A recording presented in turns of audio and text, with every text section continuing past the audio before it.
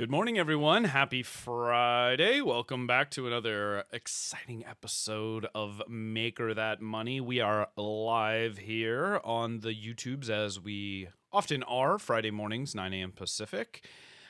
I am Pooch of the company Repkord, and with me today, my trusty sidekick, Mr. Andrew Mayhall, the king of the empire of sticky at 3D Gloop. Andrew, how are you this fine weekday? I'm I'm doing all right. Month. How are you?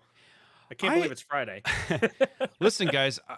We're gonna get real with you today because I'm gonna be honest. I am burned out. I am literally like I'm suffering major imposter syndrome on this one, and it's gonna be Oh no. partially cathartic for me and for me. I'm gonna count on you, Andrew, and some of our group to just help me walk through a lot of it. It has been a long and challenging year, as these things Mhm. often are, running a business and whatnot. But I want to, I think I have a couple goals for today. Um, One, I just want to come clean on kind of the reality of where we're at. Yes, we've had a lot of awesome things, and we're going to talk about wins here in a second and all that stuff. Awesome. Um, but I know that one of the things that we often face, whether you Mhm. are a business owner, a founder, a YouTuber, lots of different types of business, even whether you're in product or you Mhm. yourself are the product, we are not immune. Nobody is immune from the notion of burnout, and so um, I want to just kind of have a little mea culpa around the whole thing and kind of Mhm. say while outwardly we celebrate our wins, we don't often share some of like the lower points and stuff like that, and it can get kind of dark. There can be some emotional baggage and stuff, and so if you're Mhm. not in it for a little ranting or a little like, and I'm not trying to be woe is me or any of that stuff. Like I really want this to be a helpful perspective for people. Mhm. But I think we're going to try to take a different tone a little bit. That's kind of my thinking. And I know you've got Okay. some stories to share from, your past experiences Mhm. and challenges with the B word, as well. Absolutely. So we're going to get into that. But Yep. instead of just what, like I said, we're not going to be doom and gloom about it. We're going to start and we're going to do our wins the way that we do every week. We're optimistic Mhm. individuals. I don't know if you knew that about yourself. I'm just lumping you in there. You're an optimist just like I me. guess I'm an optimist now. I'd be curious if you feel that that's a shared trait of founders and stuff. Like, do you believe you have to have optimism in order to be a successful A- business person? Question. Absolutely. I, I Mm. I I absolutely believe that. Mm. I mean, Mm-hmm. I Mm-hmm. have Mm-hmm. in many cases, maybe misplaced optimism. Misplaced um, optimism. I like that. where yeah, it's one of those things where it's like, oh, we'll figure it out. It's the glass is half full sort of thing all the time. Don't get me wrong. There's times where it's like, oh no, this is terrible. This isn't going to go the way I want. But Yeah. I think a lot of maker entrepreneurs, just founders in general, probably have that similar trait of maybe misplaced optimism. Hmm. Well, let's channel some of that misplaced optimism and put it to work this morning. And why don't you lead off with a win for the week, if you would be so kind? Okay. Let's see. Well, just general wins. Things are good. We're gonna close out the end of the year on a strong note. So I'm excited. This year has been a really good year for Gloop. We've grown a lot, almost doubled in size. In terms of just general products sold and revenue. But yeah. We're doing our year-end numbers this week, and it was looking great. Mm. That's good. That's good. Mhm. I'm gonna save my commentary on the financial health of the company and stuff like that for a little bit later. But the win and guys, if you're with us and you're listening back again, join us in the chat some Friday at 9 a.m. if you want. That's a great way to interact with us. Also, we have the Maker That Money hotline with the link above if you want to call in. But please share your wins in the chat, and maybe we'll read some of them out here so we can all share in our victories. For me, a win this week. I'd be remiss if I didn't say an amazing thank you to the entire community who voted for us as value-added reseller of the year. I think this is Oh, Repkord's nice. first award. That is given out Nice. by 3D Printing Industry magazine. So that was a really, really nice surprise. I think I did not do a very good job promoting it. I wasn't really familiar with. I've heard of the magazine. I've read a couple articles here and there, Mm-hmm. um, and I know that there's different feels within our groups in terms of what's the value of having an award where people are just voting. Like, is it a popularity Mm-hmm. contest and stuff like that? So I didn't feel like when we got nominated, I was super flattered by that. I was not expecting, and this is still kind of a surreal thing because when you look at the list of other nominees, major Mm-hmm. imposter syndrome there as well. I don't feel like we have any business being on that list given how tiny we are, but like it was, to be cliche, very humbling just to be nominated. And then for them to announce that we had won, that was just I was like, what, really? Like, how can that even be? So obviously it's because all of you guys, everybody that supported us, customers and people that I interact with on the regular, like, went to the trouble to actually vote on this online survey, and it feels really, really awesome because I know I did nothing to promote it. I feel like that in some ways would be the purest representation, right? Just like leave it out there and Mm-hmm. let people speak their mind. I didn't send Yep. it to my family and say, hey, everybody click on this, and do any Yep. of that at all. And no offense to anybody that might have done that. I think it's a real honor to be on that list, and Mm-hmm. any opportunity, especially as a small business, to have somebody shine a light on you is very flattering and humbling. So I think that's awesome. Mike's saying it's time to build a trophy case at Nice. HQ. Yeah, that sure. The in lieu of trophies this year, they just sent us a little digital badge. So I just need to maybe find a little spot on the website or something for it, or in the awards Nice. section with just one Just one one little one badge. little thing, a virtual trophy case and stuff. But we are honored, and I appreciate the team over at 3DPI. I know that they struggled doing their first online award ceremony this year. We actually tried to be on. We were on there, supposed to be pulled in for our acceptance speech, and something didn't go quite right Oh no. there. But whatever, it's fine, and hopefully they get back to doing a in person. It might be a fun event to go to. Apparently they do That'd like a be big cool. black tie, gala thing. I Oh, love a good gala. wow. Wow. Gala, a regatta. I like all the very fancy things. So yeah, so that was a big win, and I owe it to everybody out there who voted for us. I'm humbled and honored, and still in kind of shock about the whole thing. So that's cool. So we're award winning now. We can say award Nice. winning. That's a good win, Nice. right? What do you guys think? That is a fantastic win. Jordan says he did in fact vote. Pooch, thank you for your vote and your Nice. kindness. Hello, Zombie Hedgehog. Good morning to you. Mad Monkey's gonna model us a trophy. Hey, that sounds cool. We could print a That trophy. We have the technology. Um, yeah. let's see. What's oh, Alex Gibson's sharing a win. I have had a couple of what could have been challenging meetings that actually went very reasonably. Well, see, that's good. It's all about your expectations, Mhm. right? Other things have completed well. I feel like I'm ending the year very much on top of things. That is great, Nice. Alex. Congrats on that. I am happy for you. Phantom Printer, thank you for your well wishes, and all of the rest of you, thank you so much. Mhm. Grant at 3D Musketeers' win. He picked up a new printing contract, got paid for a big job. Getting paid is Getting always a paid, win. yes. It's always a win. Quoted another, got approved for his show sponsorship, so his booth is actually affordable. That's a lot of wins, Grant. You're Nice. go get a lottery ticket, dude. You're on a roll. Yeah. Hello, Courtney from Filament Stories. We love you. Good to see you in the chat this morning.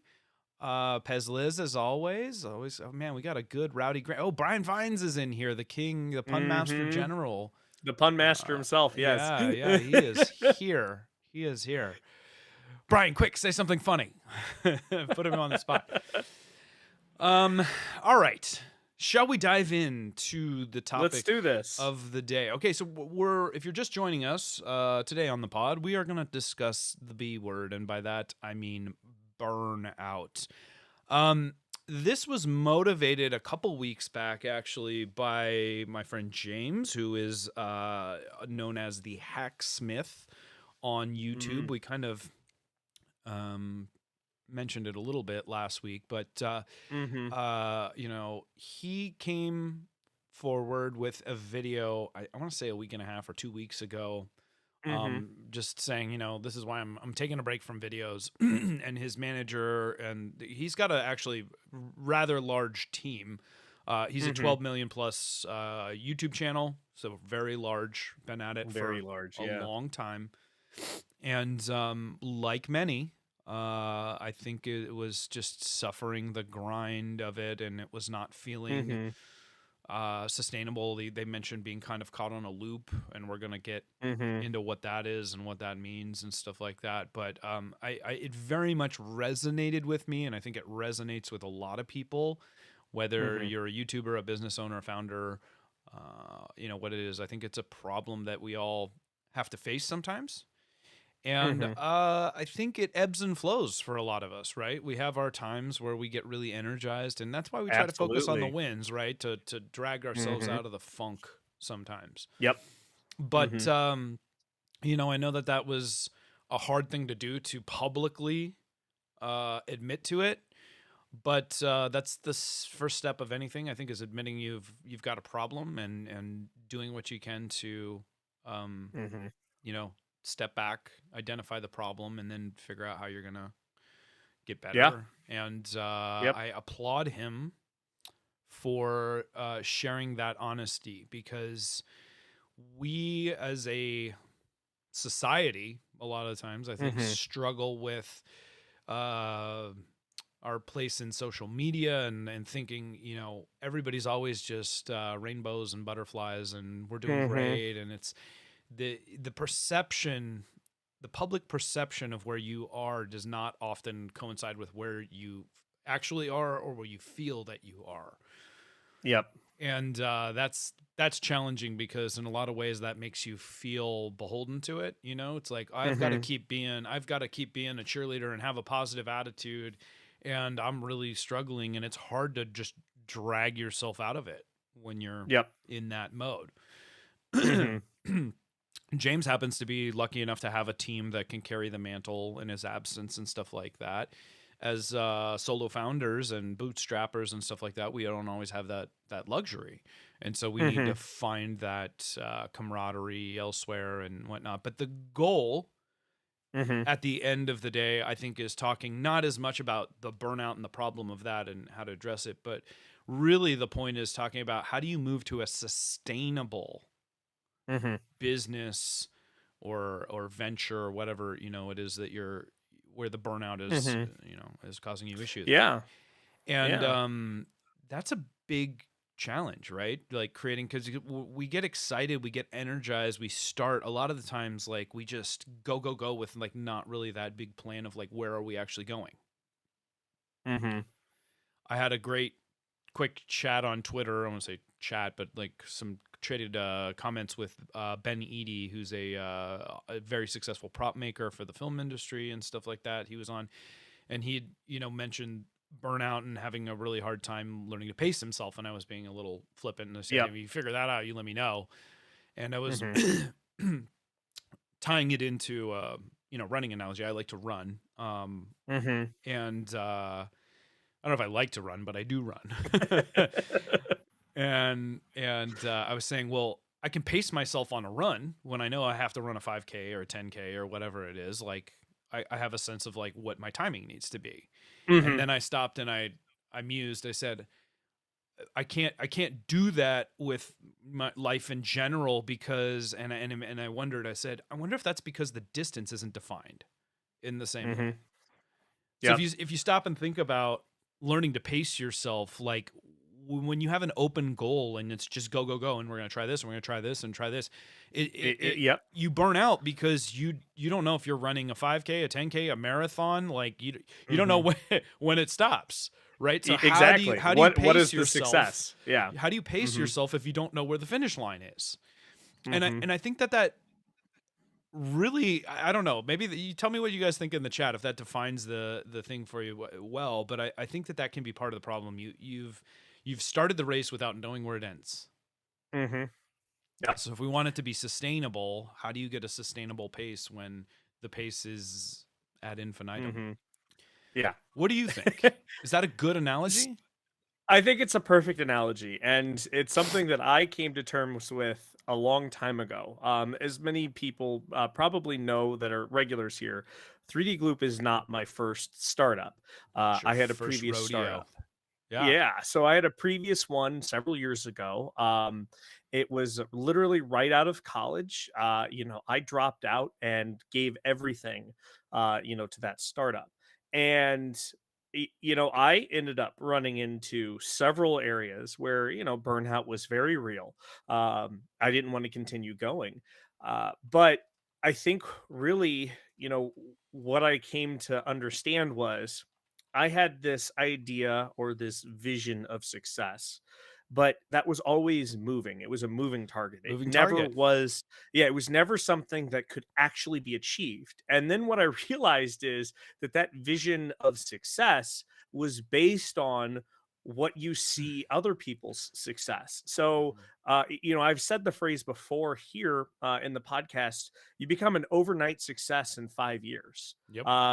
Overnight success, What 5 we years in the making. see, yeah, what you see out in kind of the public sphere, social media, this is, you basically just a highlight, and Yep. it's a perfect snapshot, and you only get to see what someone wants you to see. You don't get to Exactly. see the grind, you don't get to see the work, you don't get to see all of the effort that was put into that flywheel, that energy storage that they've been Mm. doing all Mhm. this Mhm. time. You just get to see that snapshot, and you're like, wow, I want that as success. I want to be there.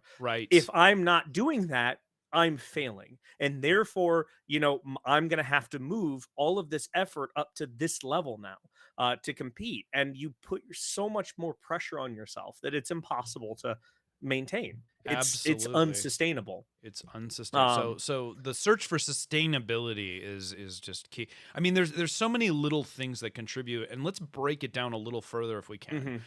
Let's Yeah, just define what burnout means to both of us, just so we can define the problem and chip sure. away at it here. So, what does burnout mean to you?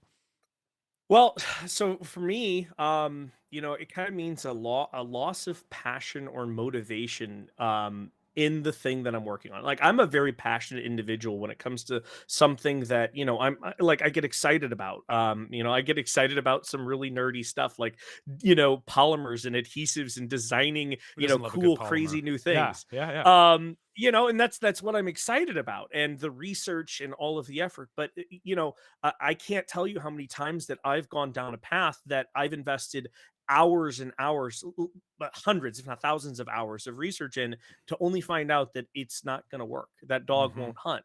And Right. so then from there, it's like, wow, that's a massive L. That's a huge loss. And I, Mm, I don't want to continue because I just spent all of this energy to do this. right. And Right. I'm feeling like, okay, well, now since this isn't going to work, I'm not going to be able to like pivot or other things like that. And maybe it's a silly kind of view of burnout, if you will, but it's just I would lose the passion or that motivation to go and continue. Like, how could I figure this out? What's the next thing? Yeah. um You you you know kn- you knew and you stumbled on a lot of interesting pieces there that I think we need to dig on, and it's sure. first of all it's your personal perception, right? Hmm. And Yep. how much we kind of alluded to this earlier, when your personal perception of your success doesn't line up with what you believe your outward, like your Hmm. public perception is, you Yep. burden yourself with the fact that you don't feel as successful as you should be or that you're pretending to be, and so that imposter syndrome kind of creeps Hmm. in. And Yep. and if I'm trying to distill it down, like that drives into the emotional component, the Oh yeah. emotional badging. I talk about how much energy is required Mhm. to perform, right? So I had a Mhm. tweet earlier in the week. I said, a lot of people say time is the most precious resource. Like, you can't make any more of it. And I would say, no, I think energy is Sure. the most precious resource, because without the energy, having time does you no good. Like, you can't Mhm. wield it effectively. And what I'm getting with that is that a lot of these little things where we weight ourselves, saddle Mhm. ourselves with this emotional weight, it I think it affects us a lot more than we realize. And I'm speaking personally here now, Sure. like Mhm. that that I feel like that emotional weight can sap the energy and then make you feel, and you get into this Mhm. feedback loop, right? Where it's Oh like, I, yeah. I don't have, and then you get down on yourself because you're Mhm. not you're not performing, you don't have the energy, so you don't put in the time, and you feel like you're not doing the work, and it just Mhm. gets Deadline worse. slip, whatever it Deadlines might be. slip, yeah, Mhm. and so we talk about sustainability. So it's like, how do you set up realistic, like, what is a realistic expectation for yourself? I doubt, if Mhm. there's one common characteristic of entrepreneurs, it's probably that we don't set realistic expectations for ourselves, right? We're Yeah. looking at what others are doing, and we say, like, well, I want to be that, I want to do that. And Mhm. so maybe step one is like, stop doing that, stop comparing yourself to everyone else. That's way easier said than done, right? Mhm. And then know Mhm. thyself, and then it's really life hacking, right? It's like, what works for you, and how do you get Mhm. to the place where you get into, the zone, the flow state, whatever, where you are the most effective. And Mhm. is it taking an hour or 2 hour nap in the middle of the day? Like, whatever it is, like, there's no shame in Yep. your game. Mhm. Just own Yep. it. Like, look, I'm the kind of Yep. person, like, my circadian rhythms require that I take a nap in the middle of the day. Take a nap. Mhm. Who Mhm. cares, right? Like, Yep. yeah, fake it till you Mhm. make it. Hack yourself. Whatever. Mhm. Yep. And so I think a lot of it's going to require some introspection, guys, in terms of like what works for you. Stepping back Mhm. and analyzing, like, what is sapping you of your energy. Because to me, Mhm. that's where the burnout is, and that's what that's Hmm. what Yeah. I get saddled with, like a lot of emotional weight that then it turns into like a physical component. And I Sure. 100% dismissed for the longest time the actual physical effects on your body of stress, whether it's mental Mhm. stress, physical stress, whatever. Like, I always thought, no, there's a root cause, right? There's something, and in a way there's things causing your stress, but a lot of times those are myriad things. Mhm. Yep. So, there's so many little intertwined factors. There's rarely just one thing that's going to contribute to your burnout, and it's going to be different for everyone. So Absolutely. tell us in the chat, what are the contributing factors for you with burnout? And maybe if you want to share with the class. Yeah. Um, I'm going to go back to you, Andrew. What Sure. are the big contributing factors? You started to talk about your first Mhm. business and how you Yep. ran yourself into the ground. Mhm. Well, yeah. So that is a really interesting piece because the first business that I started, I took a wildly different approach than with Reedy Gloop. We went out and raised a bunch of money from private equity and then eventually venture capital. It first started with a $150,000 seed investment from a wealthy individual, and that essentially kind of set up this kind of deadline, if you will, where Yeah. I had to spend this money in a certain amount of time on the right things, and I had to achieve the Mm-hmm. Mm-hmm. right pieces. I had to fit all of these puzzle pieces together in just the right way so that when I spent all of the money that I was given to spend, that I had a bigger value, or I was at a higher level to raise more money. And that's exactly what I did. And then I raised more money. 150,000 turned into 500,000. And then from there, I had to get a team. I had to start working on a bunch of other things. I I had to start managing people. I was thrown in essentially to the deep end where I had no idea how to build a business. Like at this time, I was 20 years old. I had no idea what the heck I was doing, but I was like, oh well, I'll figure it out. That misplaced optimism. Yeah. It's gonna happen, right?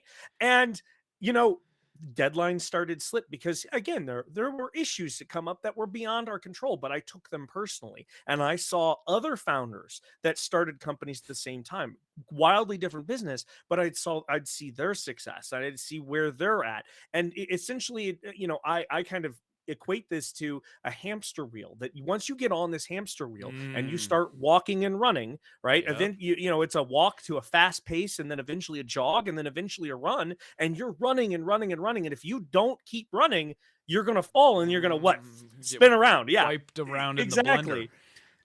And I'm seeing these other hamster wheels, these people are running and running, and all of a sudden they're starting to move. Their hamster wheels are moving. And I feel like mine isn't, because it's stuck.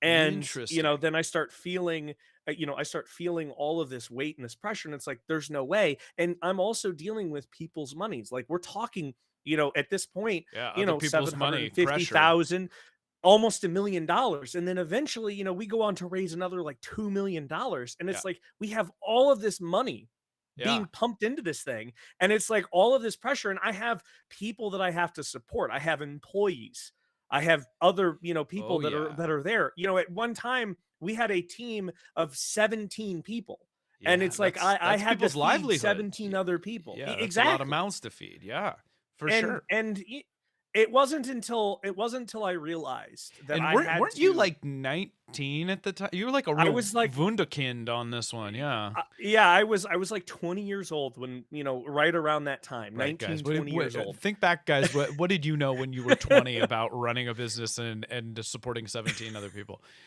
Dude, Yeah. okay, pause a second because there's a lot of, like I said, a lot of meat on Mhm. this bone. I Sure. wanna go to some of the comments because we got some fantastic ones, and I'm seeing a lot of cool common threads, and I appreciate everybody sharing. A Awesome. big one. First of all, shout out 3D Printing Nerd. Amazing holiday giveaway stream last night. Mhm. So energized, so happy to see like so much good being done there. That was fantastic. But Joel has a perfect comment on this whole thing, and obviously as a Mhm. top tier YouTuber himself, we had some offline commentary about James's comment, and kind of the impetus of this whole thing. He says one massive aspect of burnout for him is the grind on YouTube. So that's the platform, his Mhm. primary content release platform. Yeah. You guys all know that. It's really tough to produce content and release on a platform you have no control over. So the Mhm. key word that I see there that I think we can all share is control, right? When Mhm. you feel that you do not have control over your destiny or what is happening, and you feel like you could just get blindsided at a moment's notice, the script can be flipped on you, right?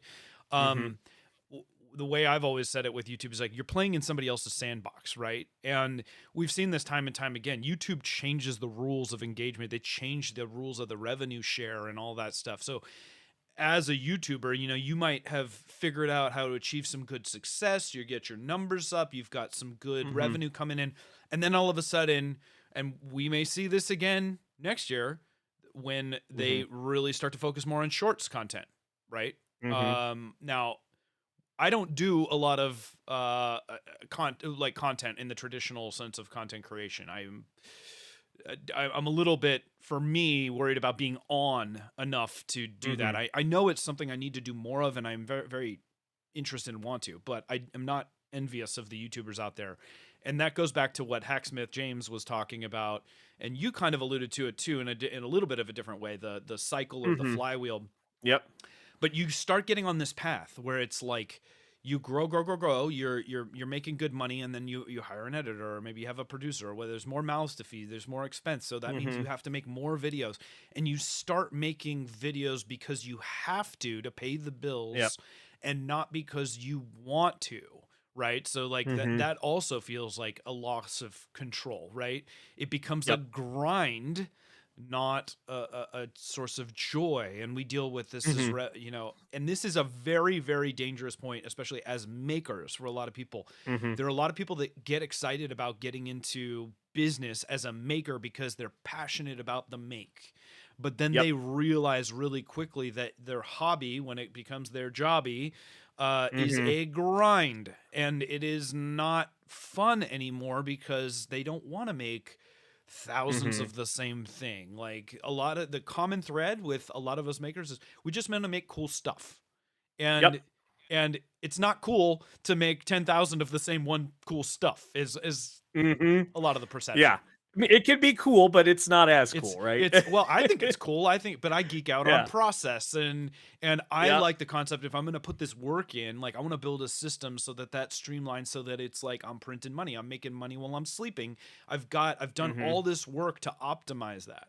But Yep. back to Joel's statement, the control factor, some of the other Mhm. things that are being said. Henry Creations is with us, by the way, very talented. Lot of this is a great um business model for a lot of people in prop making. So trying to be content Mhm. creator, but at the same time, like a very talented designer. And he's done a lot of cosplay and stuff like that as well. He would say trying to push Mhm. too hard for a long time definitely burns you out. So that's what Yep. we talked about at the head of the show, right? Like, you Yep. don't know where the finish line is. There is no finish Mhm. line, right? Yep. So like a lack of scope Yep. can be a Mhm. massive contributor to burnout, right? Mhm. Who else had some good stuff? Grant, 3D Musketeers. The lack of ability to slow down and take a break. That Mhm. is huge, right? We burden ourselves with, like, hey, you can sleep when you're dead. Like, these comments that are, Yes. and especially as Americans, we are Mhm. terrible about work-life balance. And so I'm speaking globally. I know not everybody is this way, but the perception is like the way our work week is defined, and how married we are to that, Mhm. and our lack of ability to stop and take a break because that's perceived as lazy, or Yep. whatever. And that's huge. Slowing down, taking a break is seen as loss of income, so he doesn't do it. It's very difficult to have to find ways to recharge. I'm Mhm. 100% guilty of the same thing. um Yep. I can't. I've got mouths to feed besides my own. I owe it to them. I can't just decide I'm going to take the week off, because the flywheel is turning, and Mhm. it is very, very expensive to bring it to a Mm. grinding halt. Yep. So I feel you there, Grant, and I think a lot of people do. Mhm. Amazing stuff. Mandic, really, Alan, fellow Alan, good to see you, my friend. My partner is trying hard to get me to schedule months in advance to have a concept of what's next. That is really stress relieving. So that's good. Mhm. We're gonna do some of these little tips and tricks, and I want everybody to share their tips and tricks, coping Mhm. mechanisms and whatnot, because, like, that's how we get to a better place, right? So Yep. finding things that work for you. Just, hey, take in a moment. We've talked about this before. Yep. Take a moment, write your thoughts down, have a plan, define the scope, define and Mhm. know what works. Be honest about what works for you. Like I'm the kind of person that just needs it to be calendared out. If you know that about yourself, then make sure you're doing give yourself what you need, right? Yep. Well, yeah, and that's actually an excellent point right there. That statement, give yourself what you need. It wasn't until where I realized it's like, well, wait a second. I got to make for sure that myself is kind of protected, or has everything that it needs in order to continue moving forward. And that simple change in mindset of, okay, what can I do for myself? I'm not trying to talk about being selfish or, putting yourself on the top of the pyramid. What I'm talking about is what could you do that makes for sure that you can keep performing at a sustainable level so that you can keep this engine running. And like you were mentioning, Alan, if you need to take a nap in the middle of the day, then take a nap in the middle of the day, whatever it might be. For the us maker entrepreneurs out there, we always get excited about the make, or the crazy cool things that we might be working on. Mm-hmm. And when we Mm-hmm. find ourselves in a business making a bunch of widgets again and again and again, copy and paste, we lose sight of those things that we're excited. So set some time aside for you to go and scratch that itch. it's okay to not constantly be pushing that needle forward or making that flywheel spin. Because if you burn out, if you end up in a rut, the whole thing falls apart anyways. So taking a little bit of time away so that you can make for sure that you're doing the things that you need to be sustainable, it's going to pay, in the long run. Yep. Right. You got to start thinking more big picture instead of, if I don't close this sale, if I don't close this deal, the whole thing's going to fall apart. I can tell you, if you put too much stress on yourself, the whole thing's going to fall apart anyways, regardless of, what happens, from the outside. So this goes back to the energy comment that I had earlier, Mhm. and it's what's lost on a lot of people, and myself included. It's like I'm very good, I think, at identifying a lot of these problems. It Mhm. doesn't mean that I can actually address it in a meaningful way, and I'll get into some Mhm.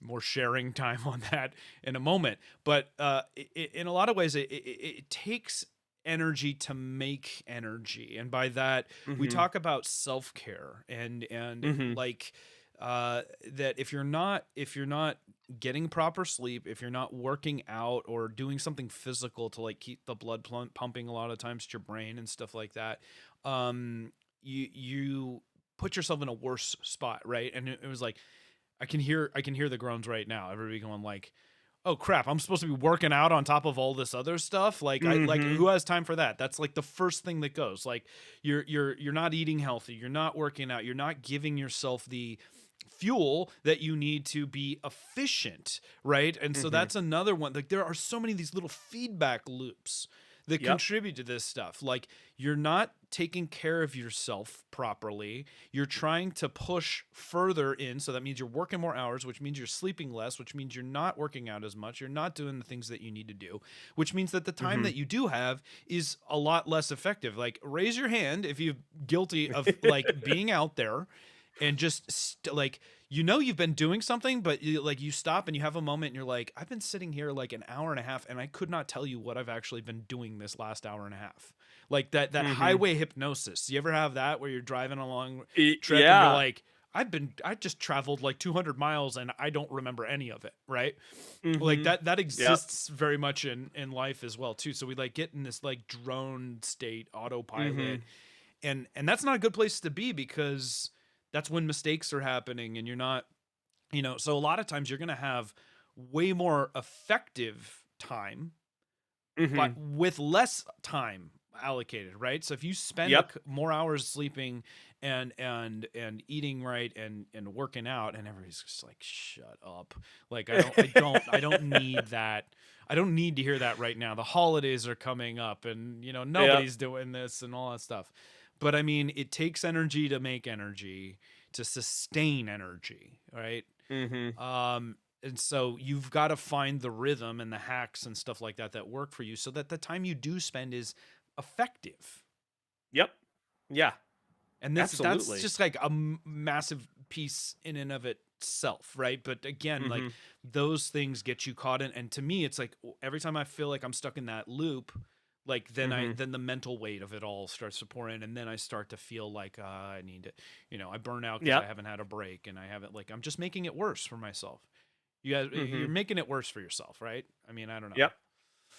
I fully agree. I think that that's one of the biggest things is we are our own worst enemies in many cases. These as entrepreneurs, we want to be, we have that idea of success for us, but we, again, it's a constant moving target, and then we see these snapshots of other people and we're constantly comparing it, and maybe again our business is affected by things that we can't control, and then when those things don't go the way that we were hoping or anticipating, it can weigh on us. Yeah. And instead of just saying, okay, hey, I'm going to get back up, I'm going to try it again, but I need a break first, we take it personally, and then it becomes hard for us to want to get back up. It's like, well, why do you want to subject yourself to more pain, or again, constantly bashing your head into a brick wall thinking that you're going to Hmm. be able to knock it down.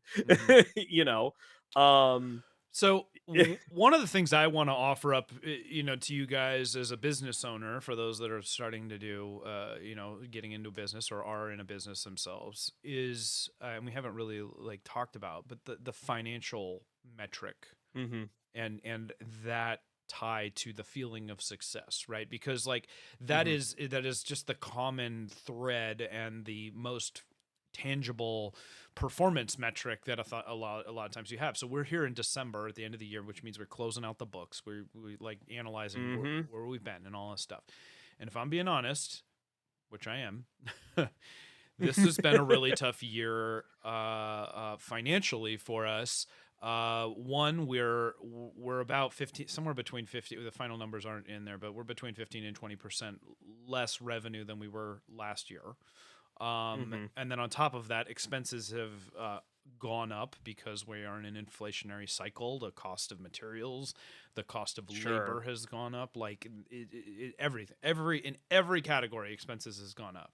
And so we will be lucky if we break even at the end of the year. So looking at the P&L balance sheets and all that stuff, it's really depressing a lot of times when you're like, I've spent all of these hours working so hard and all this stuff, and I literally at best broke even, right? Like I have nothing. It feels like and I know it's not nothing to show for, guys. It's like, and what I'm talking about here, and again, just to give you perspective, this is not a brag. I know that it's taboo to talk about money, but this is a business podcast. Like we did about a $500,000 in revenue this year, but we had a $500,000 in expenses as well. So we just like, we're on that loop, right? And all that stuff. And it's like, I've done an entire year's work and I am in the same spot where I started. Now, that's not entirely fair. Like we've employed people, so we've had people's cost of living, like we've invested in equipment,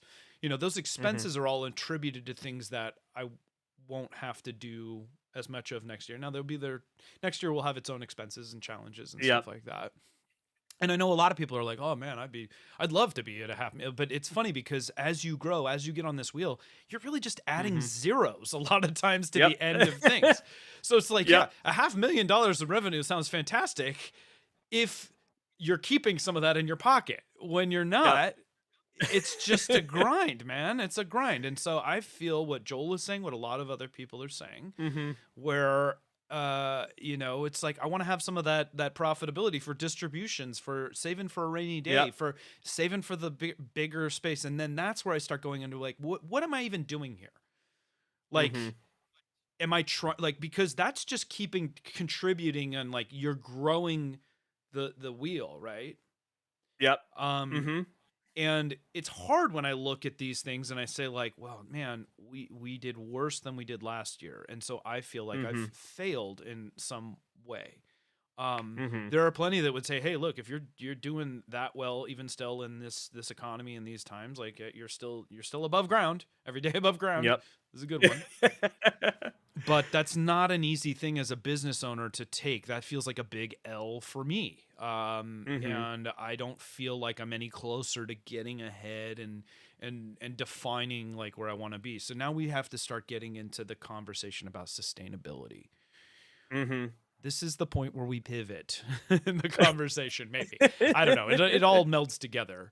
But let's start talking about some coping mechanisms for burnout. We've already done a little bit of that. And two, like trying to define the goal in a way.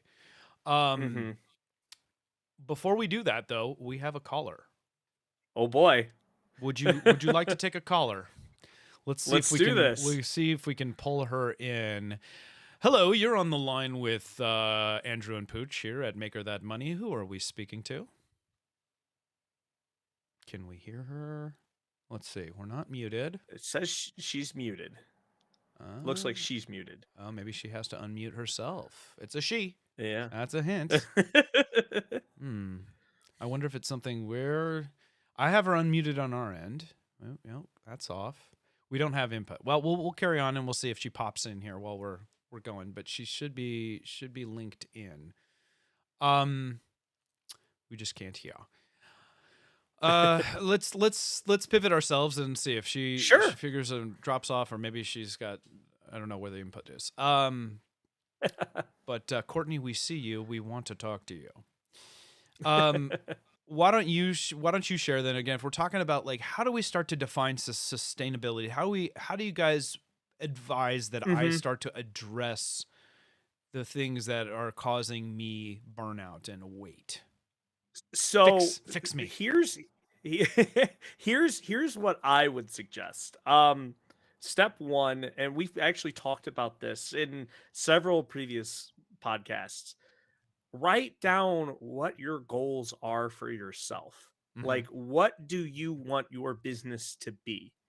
uh do you want it to be a thing where you grow it and you turn it into a huge international company?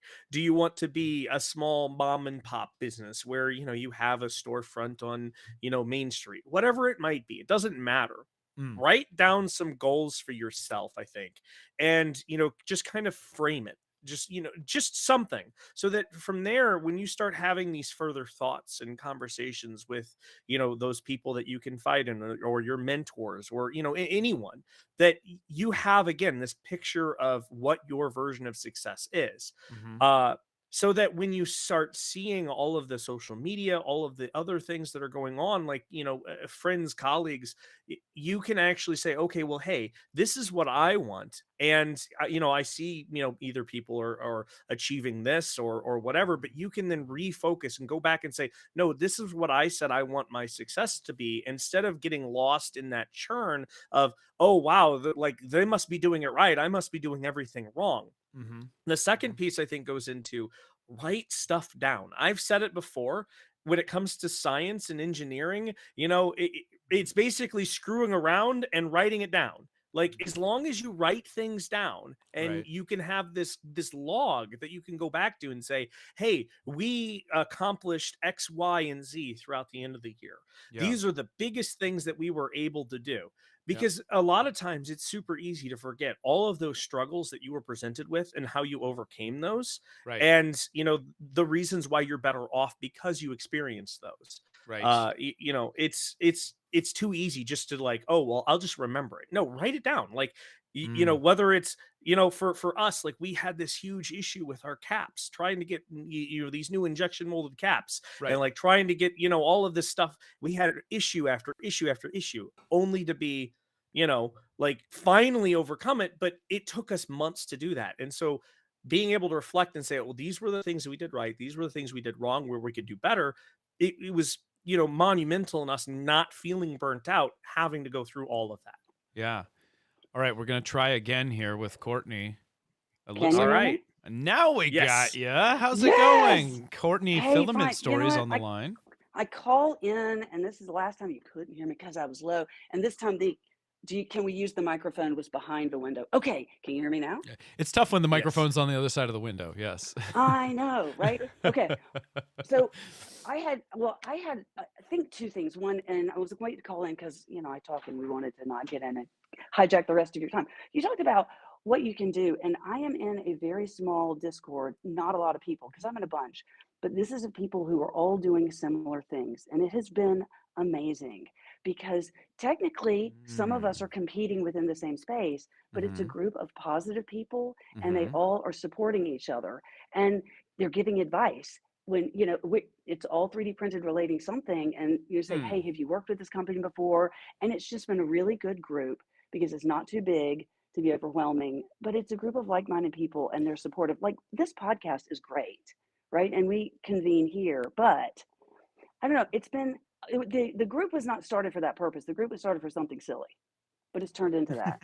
I'm really glad you brought this up, Courtney, because this has been a big thing for me that is one of the things that keeps me marching along too. And I refer to it as find your people, right? And Mhm. it Yeah. allows you to get some better perspective and to find people that have shared experience. It's really hard in my personal life. Like I don't have friends and stuff nearby that are running their own business. I try to look for networking events and stuff, and I'm getting better at that.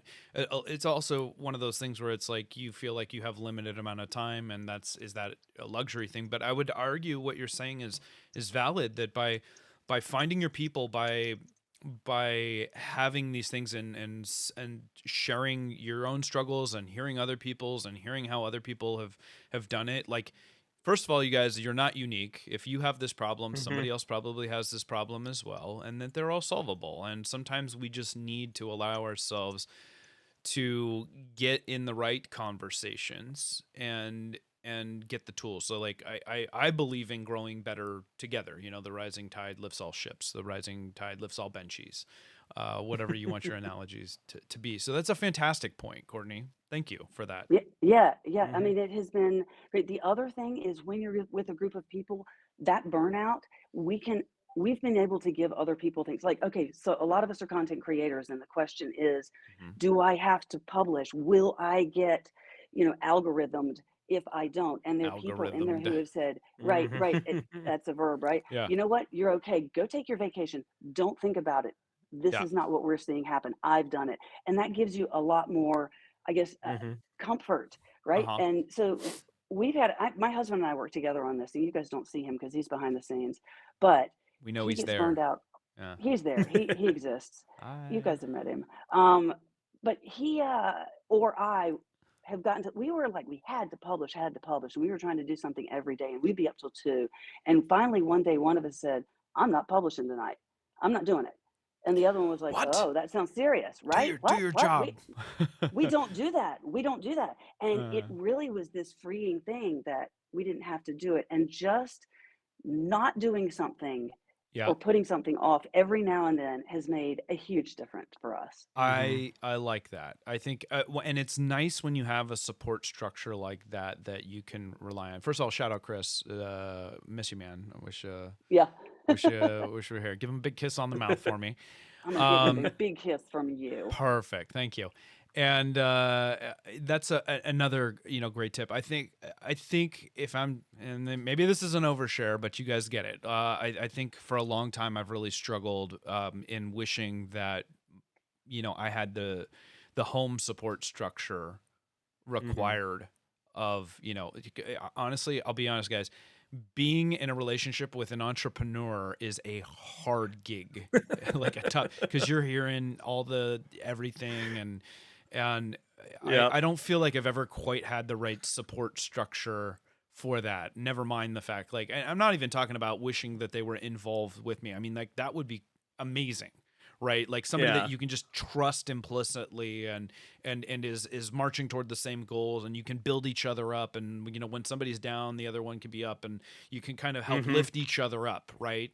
Not drag each other down. Like, unfortunately, personally, I've had more scenarios where my business is looked at as a burden or something that's getting in the way of the other obligations I have in my personal life, and that has been an ongoing struggle. I'll be honest, I'm divorced because of it. I'm like, there's these are the dark sides that you don't always hear. Absolutely. And then you beat yourself up because it's like, did I choose my business over my family in some ways? And you get into like these terrible things, which I know it's not that simple. It's not that, it's not true, but you Courtney are very lucky to have your partner in crime and value that, and your point is well taken. I want to thank you for sharing these tips, like finding your people, finding ways to build each other up. Andrew's talked about this, the optimism. Like, I think the requirement of trying to be optimistic so that we can continue to march forward is so critical. Critical. Yeah, it's better to keep marching forward and do less than just completely fall off the edge of the cliff. Yes. Yeah, because that's doing nobody any good, right?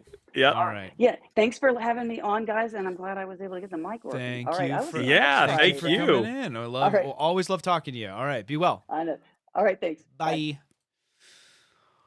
What a gal. I love that Courtney. Yep. She is a ball of energy too, man. I'm like so jealous of like how just energized she is. We hung out quite a bit at Form Next this year, and she is just ever the optimist, always a smile on her face, just raring to go, like super gung ho. And I come across, and I wanted to go back to this point that you had made. I come across people like this, right, that are energized. Like Joel is a fantastic example of that. I'm like, the guy is just like so, like, it's infectious, right? He's so energized, and he's so, like, I think the reason that he does so well, the 3D printing nerd on YouTube, guys, because he's just this amazing cheerleader for the whole thing, and he just finds a way. Like when he was doing his stream last night, he was just like, yes, like this is so great, like I can't even believe it. Like you're just sharing in Mm-hmm. this like amazing optimism and energy, and like you just generally believe that he is truly that excited. And you know, the Mm-hmm. caffeine doesn't hurt here and there, but no, he really is that way. But again, if we're going back to sustainability and stuff like that, that can take its toll, and it can be Mm-hmm. artificial, and sometimes you have to, you know, get up for the thing, because when he's talking about like I don't always no, he doesn't always feel like recording, and he feels like he has to record, and that Mm-hmm. sucks. So Yep. so there's two things I want to get at. One is I feel like we need to be in a place where we're not comparing ourselves to others, right? Because like Yep. not everybody can be a Courtney or a Joel Telling or whatever, and that's okay, right? But that Mm-hmm. is hard, because that is a metric that we look at and like, these people are successful, so I need to be like this. And Yep. that's, I think that'll actually not serve you well, because it comes across as disingenuous. You need to find your own voice. You need to be your Mm-hmm. own person. You need to find what energizes you and gets you where you need to be. I think that's critical. So finding a way to not care about what others think or what others are Mm-hmm. doing Yep. is important. And like like you were saying, writing down, focus on what it is that you need and what are Yep. your strengths and what are you doing well. You know, Mm-hmm. what do you bring to the conversation? Yep.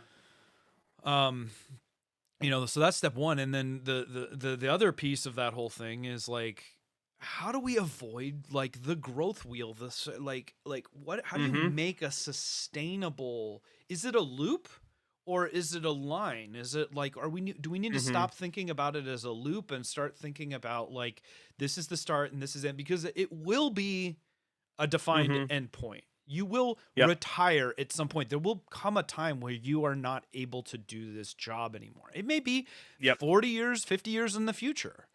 It Mm-hmm. may end up being like, you know what? I just want to try this until I find my next thing.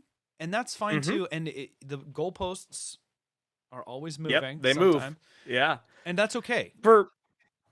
For me, what I would say is, you know, understanding, you know, like, or trying to learn, because it is a learning process, what it is that you want out of your life and what it is that you want out of, you know, in this case, your business.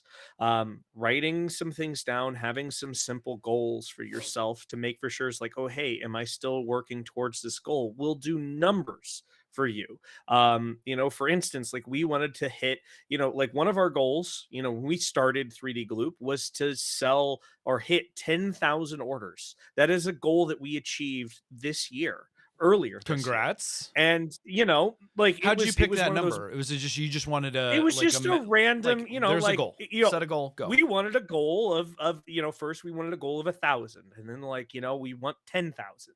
And, you know, we also, you know, we had a goal of like, it would be really nice to have $500,000 in, you know, lifetime revenue. How long do you think it would take us? And we would set these generic kind of arbitrary goals, but it was something we could look forward to. And then I think the next piece is like learning to celebrate those wins. Like that's one of the awesome things that we talk about is we talk about the wins here, but celebrate the wins. Go out, treat yourself to a nice dinner. Treat like, yourself. Do something fun. Do something fun, because again, it reinforces this. Okay, it's not so bad. It's, you know, and you get to learn what it is that you know you're really good at. And one of the things like where, you know, it's like, okay, hey, you're looking for all of these positive things, right? And I don't know. I think it goes to serve you better for, you know, knowing that there is no defined endpoint in many cases. But along the way, you can create new little pit stops, like while you're on a long road that's trip. a good analogy. I like that. Take some pit stops, you know, along the way. Sure. You know, we're all guilty of, if you know, another common thread, getting in our own head, right? And like, so the wins, if you guys are paying attention, like half of the point of this is for both of us to like have the exercise, get the energy, you know, have the community, focus on the positive, realize that it's not as bad, because it's so easy. Like why is it? And maybe it's not for everybody, but why is it that when you get into your own head, like the negativity is in there? Like it's not, you don't, you're inside your own head is rarely like a positive space for me, at Mm-hmm. least. I don't know.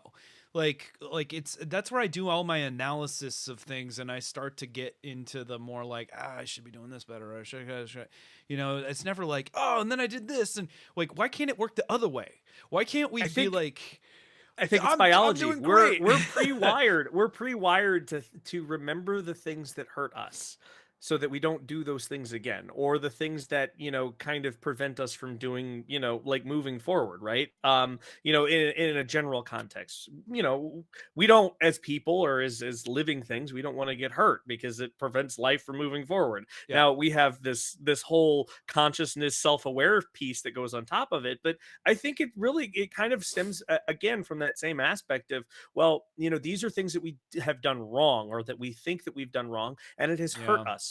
Maybe it's financially, where it's like, okay, it's like we could do better. We need to be doing better. yeah, And so then it becomes an echo chamber yeah. of, well, I did this wrong and I It's the did this worst echo wrong. And chamber, you and they're just constantly, yeah, bouncing you around, constantly echoes remember your everywhere. own mistakes, because you don't want to repeat those mistakes, whereas other people, they don't even see them as a mistakes many of the times. Yeah, It's like your own embarrassments, right? I yeah, think that I read somewhere where, you remember your own embarrassments way more than anyone else would. Like, you might yeah. do something embarrassing and you'd sit there and think like, oh, they must think, of that, down the road. And they don't, because it's all in your own head, because you felt Ah. injured or yourself. Now we're getting into And some interesting yeah. psychology stuff. So James in the chat, other James friend, NorCal Machine Works, shout out NorCal Machine Works. Personal negativity bias is a biologically programmed thing, self-preservation stuff. Interesting. Yeah. I guess I Yeah. hadn't occurred to me that is designed like, oh, if I don't pull Yeah. myself up by my bootstraps, but it ends up being, like I said, an echo chamber, and it can really drag you down and stuff, like, a lot of times. All right, we're rounding out the hour here. We've done a solid 60. I think we're going a little long, but I think that's okay because this is an important topic. Yeah. I would say a couple more tidbits. I'd like to share a couple more tidbits and tips and tricks and life hacks for like how to help Let's hear them. defeat defeat this stuff. So, the things I'm here, like, let go is like a big one, and then the other one for me is ask for help. And those are Mhm. both very hard things to do, I think, as an entrepreneur. To admit you have a problem, Yep. admit that it's all trade-offs, right? Because it's like, to me, I don't want to relinquish control. I've talked to Mhm. Clayton, Uncle Jesse, about this endlessly. It's like, we just don't we don't trust other people to do it the way that we want, but ultimately you are never going to get anywhere if you're not able to offload some of that stuff. Another fantastic conversation I had this week was with Emma Fletcher. She owns a company called Learn to Solder Kits. Shout out Learn to Solder Kits. Um, talking about um, the actual offloading, like, when you're thinking about bringing in help, like, Mhm. like, identifying the, like, what is it that you need to get off your plate, but because it's either like causing you too much stress or emotional baggage, or you just hate doing it or whatever. Like, make that list and Mhm. focus on just getting the things off your plate. I think we get Yep. too wrapped up in, like, well, if I'm going to bring on another person, they're going to be my X, they're going to be my marketing person, they're going to be my production person, or like whatever. No, like, actually think about, like, what is going to move the needle so that you can go back to the building fire stations, not putting out fires job. And I Yep. know that that's a luxury that a lot of people feel like you can't afford. I can't afford to pay somebody to do that. And so we burden ourselves with all these things that we hate. Right. Mhm. But find a way to, like, offload it. Maybe there's another way. Maybe it's not a hire. Maybe it's like going to Fiverr. Like you're saying, Mhm. write down these things and figure out how to unburden yourself Yep. in a meaningful way. Right. Because Mhm. just hiring people for the sake of hiring people because you're like, well, I need a production person, that doesn't define how that's making your life easier. Yep. And Mhm. and this toes back to the emotional energy. A lot of times we don't, like, understand how much of a toll the saddling ourselves with the things that we really, really don't like doing is. So Mhm. if I'm looking back, I've got a number of actual good wins on that front this year, and it took me a long time to get there. One was getting the accounting off of my plate, getting Yep. a true professional on that stuff. Like, that unburdened me immensely. So yes, I Mhm. pay a lot more for that, but it's like, I'm not avoiding Mhm. that piece that I've hated, and I'm not trying to, like, feel like, well, I don't even know enough about the tax code, Yep. and I'm like, I'm not an expert in this fact, this is money we're spending. But it took me some Mm-hmm. time to define that and identify that. The other one was Mm-hmm. the customer service piece. This one is tough for me because it's like I love being close to the customer and understanding where the challenges are and all of that stuff. Mm-hmm. But I am so guilty of burdening myself with that, where even though we have business hours, I would still be like looking at, because even though you have like, we will respond to emails and chats like between Mm-hmm. 9 to 5, like people Yep. email you at all times of day, especially when you're selling internationally and stuff like that and asking questions, and you're like, well, I'll just answer this now because I don't want to have to deal with it tomorrow. But Yep. a lot of times, like, I'll wake up, I haven't even started the day, I haven't even had my coffee or any of that stuff, and I'm dealing with an upset customer, and I'm just like, boom, I just Mm-hmm. murdered my energy for the day because I was like, oh, we let another person down, we screwed up, or they're not happy or whatever. And so while I want that feedback and I want that opportunity, sometimes you have to put a little insulation in there. Mm-hmm. Like, there's still going to be times where I'm going to have to get involved and all that stuff, but like putting that tier 1 support in. So I have my production guy he wants more responsibility. He's taken on, I think I talked about this last week, he's taken on some customer service. So he's going to be the first tier support, and just tackle those things that, hey, mistakes get made. It closes the loop for him if he, Yep. screwed it up too. And, Mm-hmm.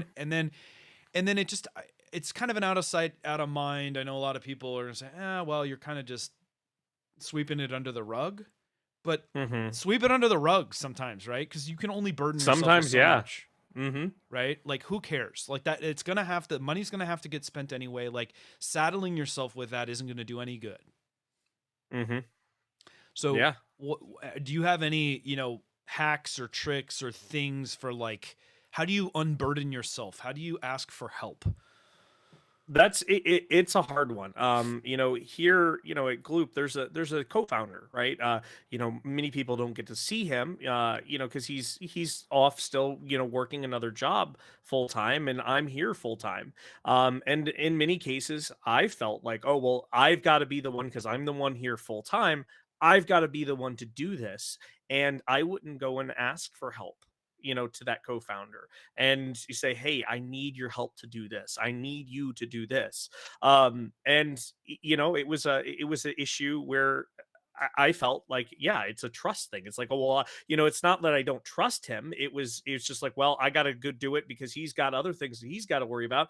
I've got to do this. And I think literally what you were saying is sometimes you have to sweep it under the rug. Sometimes you have to just say, you know what, this has got, I can't, this is unsustainable if I'm doing it. Right. So it's either it gets done or it's not going to get done, and we'll get to it when it gets to it. Everything's a trade-off, guys, and there's Yeah. not, like I've said, like this is part of fake it till you make it. This is part of, like, Mhm.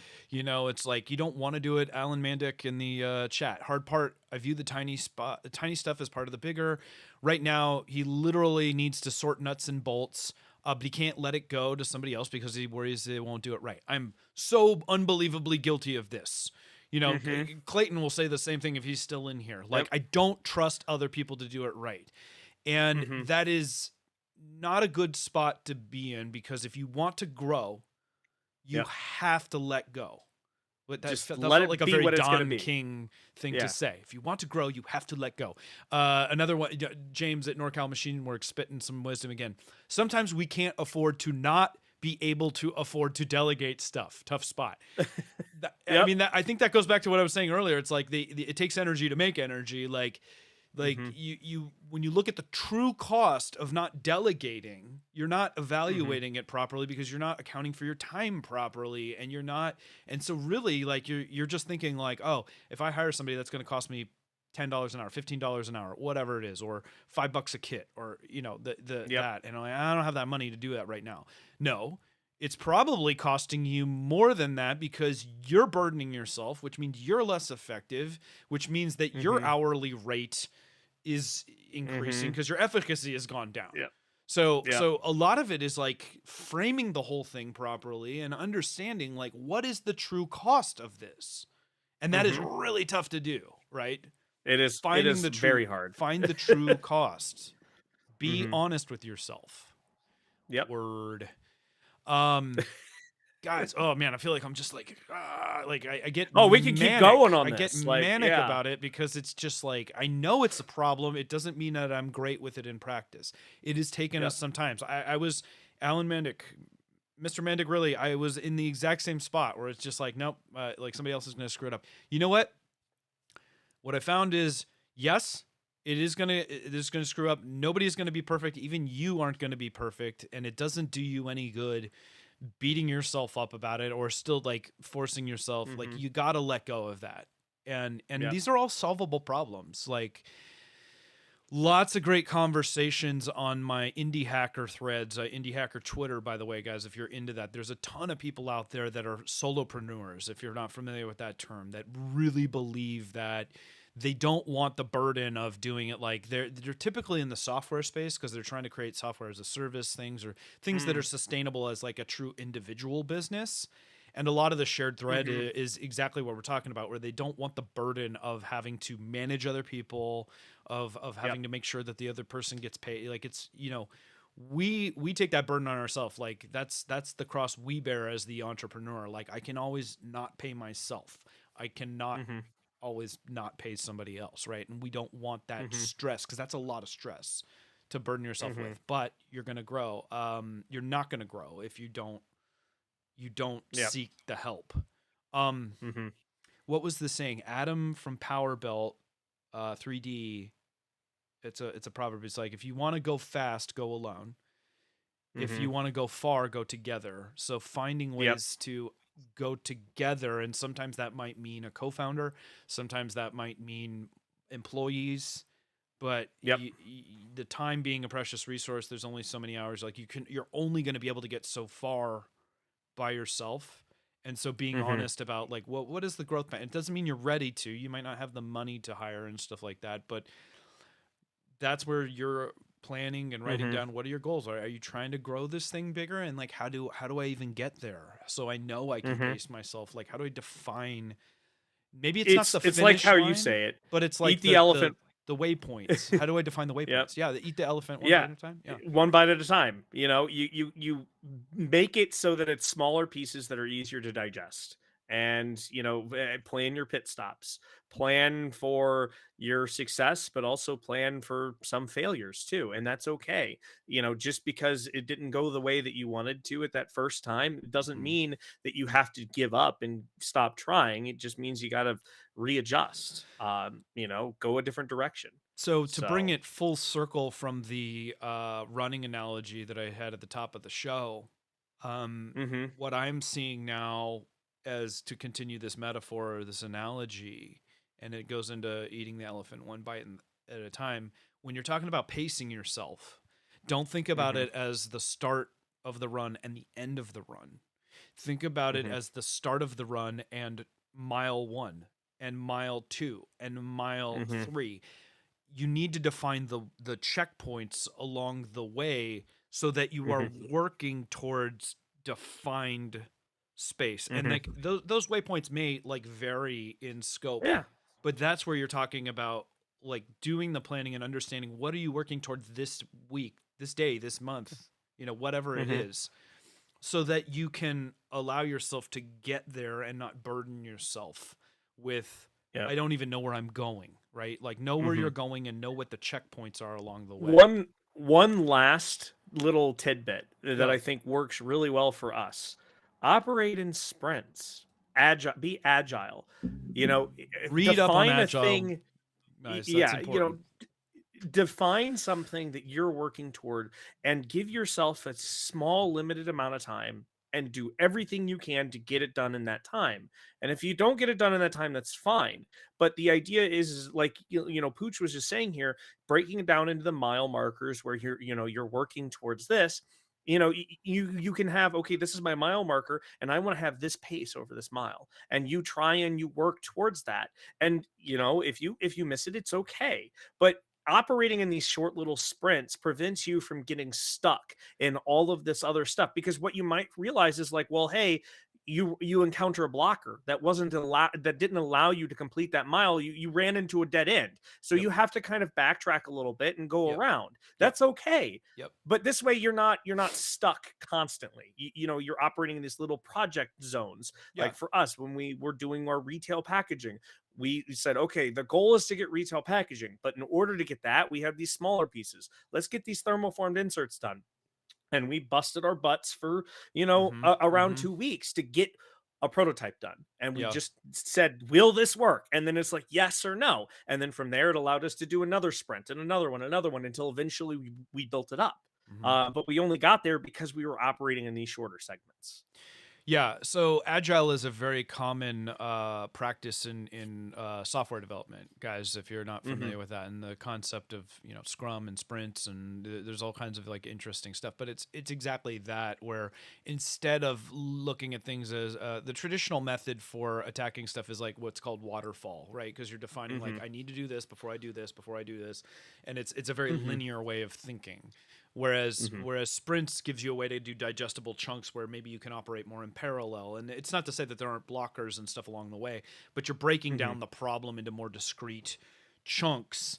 And the other piece of that I think is beneficial is I think it allows you to celebrate wins more, because It does. you're achieving, you see more tangible process by defining it along the way. Yep.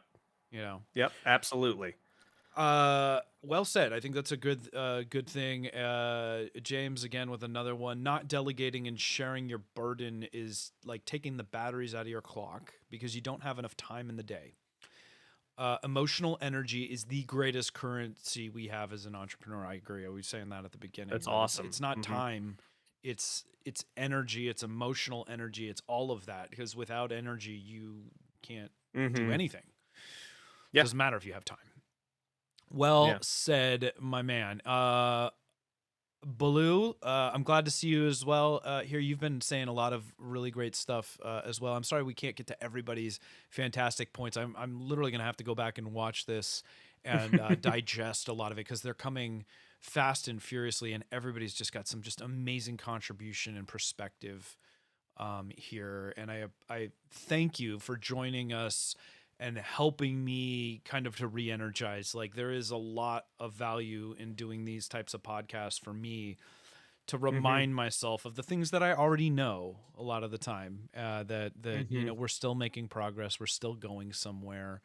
And that's a good thing. So thank you, guys. Thank you for being part of this community and having, being kindred spirits and on our journey, because like we always say, we don't claim to have it figured out, and a lot of times we don't. Like I said, I feel like a massive imposter on this one because I feel very burned out a lot of the time.